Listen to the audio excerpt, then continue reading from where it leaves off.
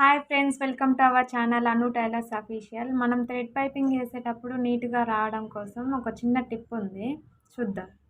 అయితే ఈ క్లాత్ని ఇలా ఫోల్డ్ చేసుకొని ఈ క్రాస్ ఉన్న వైపు కలిగి ఇలా ఫోల్డ్ చేయాలా. చేసిన తర్వాతకి 1 ఇంచ్ గ్యాప్ ఉండేటట్టు మన క్రాస్ పీస్లకి తీసుకుందాం. 1 ఇంచ్ ఉండాలా. ఇలా తీసుకోవడం వల్ల మనకి నీట్గా వస్తుంది క్లాత్ అనేది.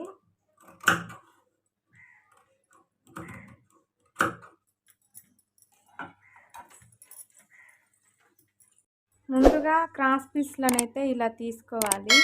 సాగే పీసులు క్రాస్ తీస్తే సాగుతుంది పీస్ అనేది. నెక్స్ట్ రెండో పీస్ని ఇలా జాయిన్ చేయాలి ఆపోజిట్గా ఉంచి.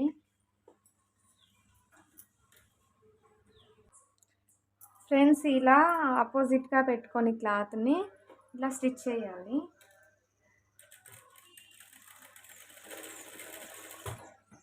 మనం థ్రెడ్ పైపింగ్ వేసేటప్పుడు చాలా ఇబ్బంది పడతాము. రాని వాళ్ళ కోసం ఈ చిన్న టిప్పు. ఇలా థ్రెడ్ని ఇలా పెట్టి క్లాత్ మధ్యలో ఇలా ఫోల్డ్ చేయాలి.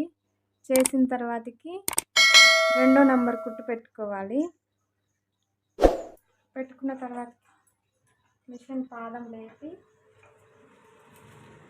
ఇట్లా పట్టుకొని కొంచెం స్టిచ్చింగ్ వేసిన తర్వాతకి పట్టుకొని వెనకాల ఇట్లా పట్టుకొని లాగాలి.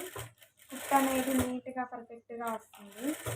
ఇది రాని వాళ్ళ కోసం ఫ్రెండ్స్ టిప్ అనేది. చాలా ఇబ్బంది పడుతుంటారు రాక. ఎంత చేసినా ఎంత ట్రై చేసినా అస్సలకి రాదు నీట్గా.